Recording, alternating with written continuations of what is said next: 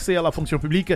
Les candidats plongés entre arnaque et concussion. Beaucoup de nos compatriotes sont en train de se plaindre aujourd'hui de comment est en train de se préparer et comment est en train d'évoluer ce concours lancé donc pour accéder à la fonction publique. Justement, il faut dire déjà que pour accéder à la fonction publique, il y a eu une liste de documents qui a été demandée par le ministère du Travail et de la fonction publique. Par après, ça a fait l'objet d'un autre communiqué pour soutirer quelques documents et alléger la procédure aux Guinéens pour qu'ils puissent bien sûr faire ce concours. Mais l'autre observation, le constat est pourtant malheureux parce que à la délivrance de ces documents-là, les institutions, ou en tout cas que ce soit à la justice ou à la mairie ou à la médecine de travail, les documents qui sont demandés, il y a déjà un prix fixé par ces différentes instances-là qui est officiel. Malheureusement, lorsque vous vous rendez par exemple pour un casier judiciaire qui est reconnu pour 50 000 francs, on vous demande 70 000 francs guinéens.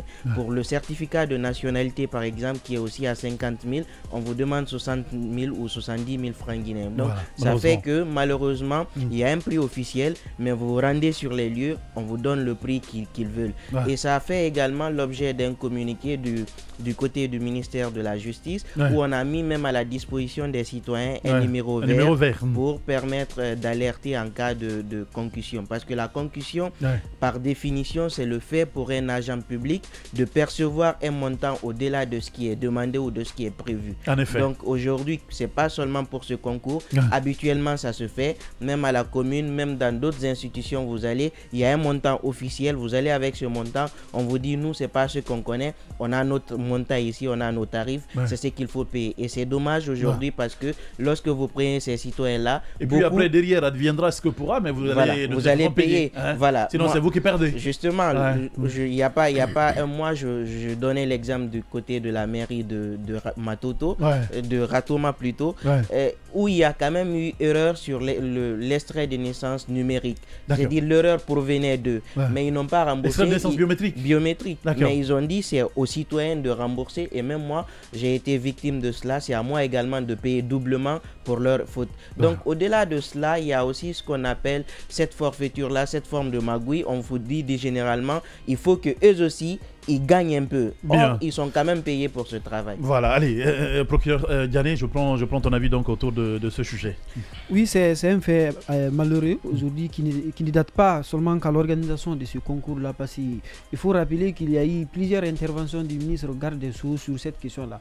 Il a demandé, c'était lors d'une inspection, j'étais présent dans la salle donc, de conférence, il a demandé à tous les chefs de greffe et au président des tribunaux d'afficher ce qu'on appelle le tarif donc des actes judiciaires devant les juridictions, sauf que jusqu'à présent, certaines juridictions peinent à le faire.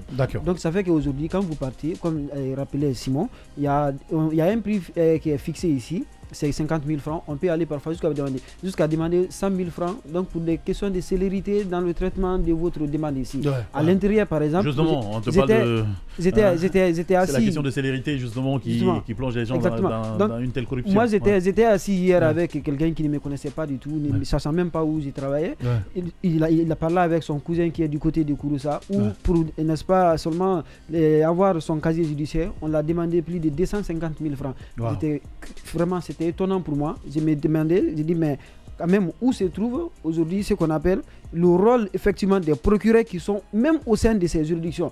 Parce que si ils sont à la recherche donc de ces infractions, mais après derrière il y a de la complicité. C'est dans les mêmes juridictions, dans les mêmes lieux de travail qu'ils se trouvent avec les agents corrompus, également aussi des citoyens donc qui veulent avoir ça aussi rapidement que possible ici. Donc on se demande finalement qu'est-ce que ça sert, n'est-ce pas, le rôle de procureur ici. Donc ça fait comme ça. Donc il y a une stratégie qui est mise en place dans ça là. Vous voulez payer les 50 000 francs qui constituent des frais légaux, on vous retarde. Finalement, vous êtes obligé vous-même à les faire donc de la proposition pour ne pas donc, c'est-à-dire que vous les dénoncez pour dire que non, c'est pas cela. Si vous ne faites pas le traitement, donc je peux porter à l'information donc en tout cas aux autorités indiquées ici. On vous retarde tout pour vous amener donc à faire vous-même la proposition. Donc le pourboire que vous êtes obligé de verser sans votre réelle volonté. Et c'est tout simplement un dommage.